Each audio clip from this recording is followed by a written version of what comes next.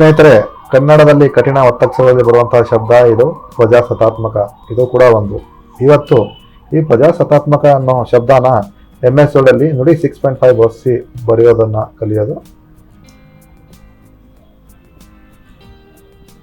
ಬನ್ನಿ ಇವಾಗ ನಾವು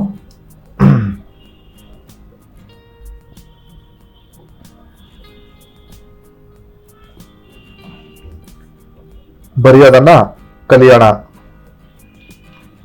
ಇಲ್ಲಿ ಲೈವ್ ಆಗಿ ಕೀಬೋರ್ಡ್ ನಿಮ್ಮ ಮುಂದೆ ಇದೆ. ನಾನು ಯಾವ ಶಬ್ದ ಇಂಗ್ಲಿಷ್ ಶಬ್ದನ ಅಕ್ಷರನ ಟೈಪ್ ಮಾಡ್ತೀನಿ. ಆ ಟೈಪ್ ಮಾಡಿದ್ರೆ ಕನ್ನಡ ಈ ಪ್ರಜಾಸತ್ತಾತ್ಮಕ ಶಬ್ದ ಟೈಪ್ ಆಗುತ್ತೆ ನೋಡಿ. PFRJSTFTA ಪ್ರಜಾಸತ್ತಾತ್ಮಕ ನೋಡಿ. ಇನ್ನೊಂದ್ಸಾರಿ ಟೈಪ್ ಮಾಡ್ತೀನಿ ನೋಡಿ.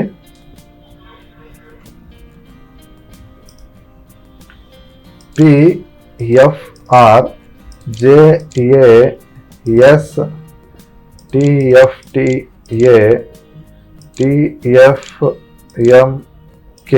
ಪ್ರಜಾಸತ್ತಾತ್ಮಕ. ಈ ರೀತಿಯಾಗಿ ಈಸಿ ವೇಲಿ ಕನ್ನಡದ ಕಠಿಣ ಶಬ್ದಗಳಲ್ಲಿ ಒಂದಾದಂತಹ 50 ಅಕ್ಷರದ ಪ್ರಜಾಸತ್ತಾತ್ಮಕ ಶಬ್ದನ ಈಸಿಯಾಗಿ ಟೈಪ್ ಮಾಡೋದನ್ನ ಕಲಿಬಹುದು.